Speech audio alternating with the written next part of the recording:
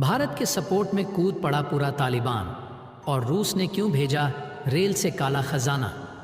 जी हां, तालिबान ने लाखों लोगों की भीड़ में से अपना हाथ भारत सरकार की हथेली में लाकर रख दिया है और यह कह दिया है कि भारत तुम्हें जो करना है वो करो, हम तुम्हारे साथ तब तक है जब तक कोई तूफान हमें उड़ा के न ले जाए।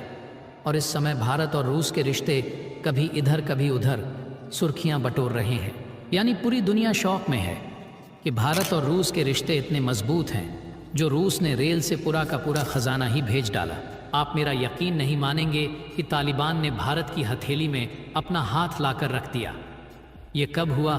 दरअसल आज की इस वीडियो में आप सभी को बहुत ही कुछ जानने को मिलने वाला है। फिर तो जिसे जानकर आप अपना हाथ भारत के हाथ में लाकर रख देंगे। अब आप सोच रहे होंगे कि भला ऐसा क्या हो गया जो पूरी दुनिया भारत और रूस से मोहब्बत करने लगी। ये तो आप इस वीडियो को पूरा देखेंगे तभी आपको कुछ पता चलेगा। तो जल्दी से इस वीडियो को शुरू कर देते हैं, लेकिन उससे पहले आप सभी भारत सरकार के खातिर इस वीडियो को एक लाइक करके सब्सक्राइब करें और बेल आइकन को ज़रूर से ऑन रखिए। तो चलिए शुरू करते हैं। दरअसल दोस्तों, आज से सैकड़ों साल पहले आचार्य चाणक्य ने अपनी एक राय दी थी कि आपका जो पड़ोसी है वह कभी भी आपका अच्छा दोस्त नहीं हो सकता, लेकिन आपका जो पड़ोसी का जो दूसरा पड़ोसी होगा वह हमेशा आपका अच्छा दोस्त होगा। जी हाँ, थोड़े समय के लिए आपकी अनबन ज़रूर हो सकती है उसके साथ, लेकिन आपका सच्चा साथी वही होगा लंबे टाइम में। और ये बात 100 आना सच भी है। आप भारत के पड़ोसियों को देख लीजिए, जितने भी भारत के पड़ोसी हैं उनके साथ भारत के उतने अच्छे संबंध नहीं हैं। हमेशा की तरह इतिहास गवाह रहा है और भारत के पड़ोसी देश जिनके साथ भारत के अच्छे संबंध भी रहे हैं वह कुछ समय के लिए ही रहते हैं, जब तक कि उनकी हालत खराब रहती है। जब उनकी हालत सुधर जाती है वह सही से अपने पैरों पर खड़ा हो जाते हैं। बाद अगर भारत ने अपने पड़ोसियों को थोड़ी सी भी उंगली कर दी फिर तो बमबारी होना शुरू हो जाती है। हालांकि यह कभी कभी होता है, हर बार नहीं होता, और भारत विरोधी कार्य करते हैं। यानी नेपाल, बांग्लादेश, श्रीलंका इसके प्राइम एग्जाम्पल हैं। लेकिन जो भारत के पड़ोसी हैं जैसे कि अफ़गानिस्तान, ईरान या फिर चीन का पड़ोसी देश रूस, इनके साथ ऐतिहासिक तौर पर भारत के बहुत अच्छे रिलेशनशिप रहे हैं। कभी भी रिलेशनशिप खराब नहीं हुए। हालांकि अफ़गानिस्तान के अंदर अब से कुछ साल पहले जब तालिबान सत्ता में आया तो कुछ महीनों के लिए संबंध खराब ज़रूर थे, लेकिन उसके बाद फिर से तालिबान और भारत के बीच में संबंध धीरे धीरे सुधरने लगे। और पाकिस्तान के साथ तालिबान का 36 फुस्तों का आंकड़ा होता। आचार्य चाणक्य की जो यह बात है, जो ये थ्योरी है, आज एक बार फिर से इस पर मोहर लग चुकी है।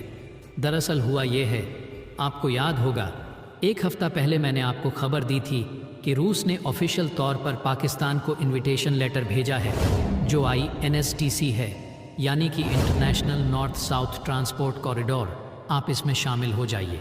और मैंने आपको बताया था कि इसमें भारत मेन मेंबर है। ऐसे में पाकिस्तान को अगर रूस इनवाइट कर रहा है तो इसका मतलब भारत की इम्पोर्टेंस कम होगी इसमें। लेकिन भारत ने एक हफ्ते के अंदर ही अफ़गानिस्तान के ज़रिए ऐसा पासा पलटवार आज चीन और पाकिस्तान दूर खड़े देख रहे हैं कि भारत ने उनके साथ यह क्या कर डाला। दरअसल आप अपनी स्क्रीन पर देख सकते हैं, आज ही तालिबान का बयान आया है कि जो INSTC है हम इसका सपोर्ट करते हैं और इसमें भारत का भी हम साथ देते हैं, उसका भी सपोर्ट देते हैं। ये अपने आप में तालिबान की तरफ से दिया गया एक बहुत बड़ा बयान है। इसका मतलब यह निकाला जा रहा है कि भारत INSTC में पाकिस्तान को काउंटर करने के लिए अब अफ़गानिस्तान को शामिल करवा सकता है। इतना ही नहीं, दूसरी खबर देखिए। अब से 3-4 दिन पहले ही रिपोर्ट निकलकर सामने आई है कि भारत ने इस INSTC में रेल रूट का इस्तेमाल करते हुए रूस से बहुत सारा कोयला मंगाना शुरू कर दिया है। और इससे 2 फ़ायदे होंगे। एक, भारत को रूस का सस्ता कोयला मिलेगा। दूसरा फ़ायदा ये होगा कि INSTC फिर से एक्टिव हो जाएगा। भारत इसके ज़रिए जब बिज़नेस करेगा, इसका ज़्यादा यूज़ करेगा, तो नॉर्मली इस पर भारत का कंट्रोल ज़्यादा होगा। भारत का सेफ होगा कि INSTC में किसे शामिल किया जाए या फिर किसे नहीं। खास करके भारत का जोर इस बात पर है कि अफ़गानिस्तान को इसमें लाया जाए, खुद इसका यूज़ ज़्यादा किया जाए, तो दोनों देश मिलकर रूस को कन्विंसिंग मत ले जाइए। और पाकिस्तान में जो चीन का सी पैक प्रोजेक्ट चल रहा है उसमें INSTC को मत जोड़िए, क्योंकि अगर ऐसा होता है तो ना सिर्फ INSTC चीन पाकिस्तान के हाथों में जाएगा, बल्कि इन दोनों कंट्रीज़ का जो सी पैक है उसे भी स्ट्रेंथ मिलेगी। और ये बात भारत और अफगानिस्तान दोनों के हकों के एडवर्स है। सरप्राइजिंग बात यह है पाकिस्तान के लिए कि भारत की इस प्लानिंग में तालिबान, जो कि अब से कुछ सालों पहले तक पाकिस्तानी सेना की कठपुतली माना जाता था, आज वह भारत का जमकर साथ दे रहा है और खुलेआम कह रहा है कि INSTC में हम भारत का सपोर्ट करते हैं। लेकिन मानिए, यह पाकिस्तान के लिए एक करारे झटके की तरह है, क्योंकि पाकिस्तान को लग रहा है कि आज तो तालिबान INSTC पर भारत का साथ दे रहा है, कल को ये दोनों देश मिलकर घेर कर उसे ना मारने लगे, दोनों तरफ से उसके खिलाफ कार्रवाई करके उसका नामो निशान ना मिटा दे। अब आप सभी को बता दें कि कोयले से भरी जिस ट्रेन को आप देख रहे हैं उसने पूरी दुनिया में कमोशन खड़ा कर दिया है। यह ट्रेन एक ऐसा गिफ्ट है जो रूस के प्रेसिडेंट व्लादिमीर पुतिन ने भारत को भेज डाला है। रूस और भारत ने मिलकर पहली बार एक इतिहास रेच दिया है। आप सभी को बता दें कि पहली बार साइबेरिया से मुंबई के लिए हजारों टन कोयला रवाना किया गया था। तो भारत और रूस के बीच बने एक नए कॉरिडोर ने कमाल दिखाना शुरू कर दिया है। इस कॉरिडोर के रास्ते पहली बार भारत की तरफ जाने वाली 2 रवाना हुई। रूस से भारत की ओर जाने वाली ये दोनों trains international north south transport corridor के रास्ते ट्रैवल पर निकली हैं। इन दोनों ट्रेन्स की ट्रैवल साइबेरिया से शुरू हुई। उसके बाद यह ट्रेन्स कजाकिस्तान और तुर्कमेनिस्तान से होते हुए ईरान के पोर्ट बंदर अब्बास पहुंची। बंदर अब्बास पहुंचने के बाद इन ट्रेन से कोयला उतार लिया गया और समुद्र के रास्ते मुंबई के लिए रवाना कर दिया गया। पहली बार रूस से इतनी बड़ी अमाउंट में सामान सीधे भारत पहुंच रहा है। रूस ने ईरान के साथ मिलकर कुछ समय पहले ही वादा किया था कि वह इस कॉरिडोर को जल्द से जल्द बना देगा, ताकि भारत के साथ व्यापार को और भी ज़्यादा मजबूत किया जा सके। और अब रूस ने यह कर भी दिखाया है। यह कॉरिडोर भारत, ईरान, अज़रबैजान, रूस, मिडल एशिया और यूरोप को जोड़ता है। यह कॉरिडोर माल ट्रांसपोर्टेशन के लिए जहाज़, रेल और सड़क रूट का 7,200 किलोमीटर लंबा एक नेटवर्क है। इस कॉरिडोर से भारत को खास तौर पर फ़ायदा मिलने जा रहा है।